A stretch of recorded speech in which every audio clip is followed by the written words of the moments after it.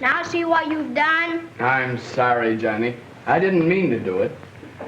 Son, that wreck was all your fault. You'll never be an engineer until you learn to handle your trains more carefully than that. Who wants to be a railroad engineer? I'd rather be a racing driver with a car that can go places. Now, just a minute, my boy. Whether you know it or not, you are an engineer right now. Him? An engineer like you, Grandpa? What do you mean? You're as much of an engineer as I am, Tom. And you're running a train of your own every day. Your right-of-way is the open highway on the city street. Your stations are your home, the school, and the stores. Your locomotive is the engine of the car you drive. Your Pullman is the body of your car where your passengers ride. Just like the railroads, you have warning signs to help you make a safe run. Your signals are the traffic lights which guide you along every section. In fact, nearly every railroad safety signal is represented along your way. And of course, the engineer is you. So you see, you are an engineer, though you may not realize it. And because the railroads have set such marvelous records for safety at high speeds, you certainly ought to follow the example of the locomotive engineers.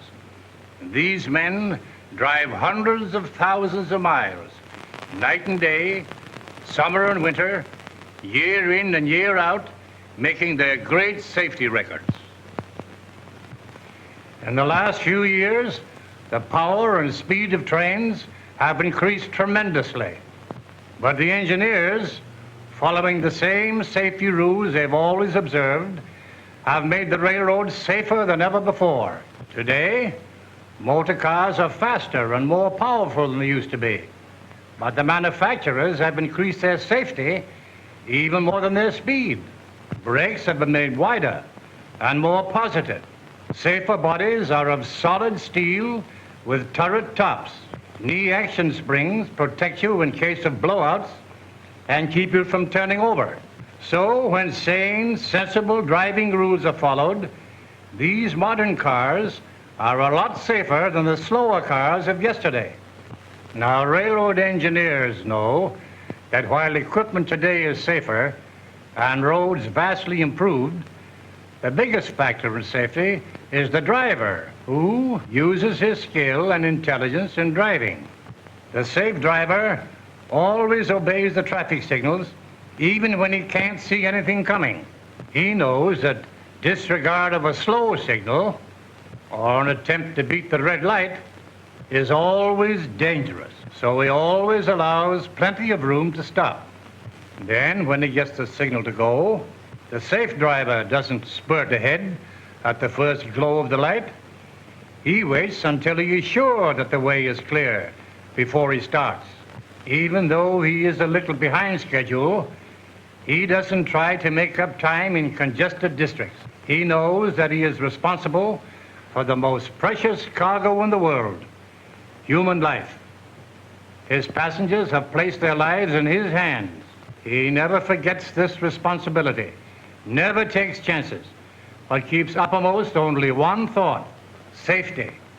After a long or unusually hard trip, he takes his engine in for a service checkup. This not only keeps it in good shape and lengthens its life, but it helps to retain the safety that was built in when it was new. Sure, all those things are important, but what's that got to do with me? Every one of those things applies to you in your personal driving. You have rules to follow, just as an engineer does when he takes his train out for a run. The engineer of a slow freight never holds up traffic on his section. He pulls over to his siding and lets the faster passenger trains pass. If he has to stop, he gets on the siding so he won't block the right-of-way. On the other hand, an engineer is never given the high ball to start around another train until the right-of-way is clear far enough ahead to give him more than ample time to pass. And of course, no engineer ever crosses another right-of-way without being absolutely certain there are no other trains approaching. Where there are parallel tracks, you never see engineers racing each other to the switch. They observe the courtesies of the road. The engineer knows that every train he passes is handled by an experienced and competent driver. The motorist does not have this advantage, so he must be doubly careful. If all drivers would only stop to think of their responsibility, if they'd only realize that the lives of others are in their hands, if every motorist obeyed the traffic rules like the locomotive engineer, then all drivers would make safety records like the railroads. Gee, Grandpa, I never thought about it that way.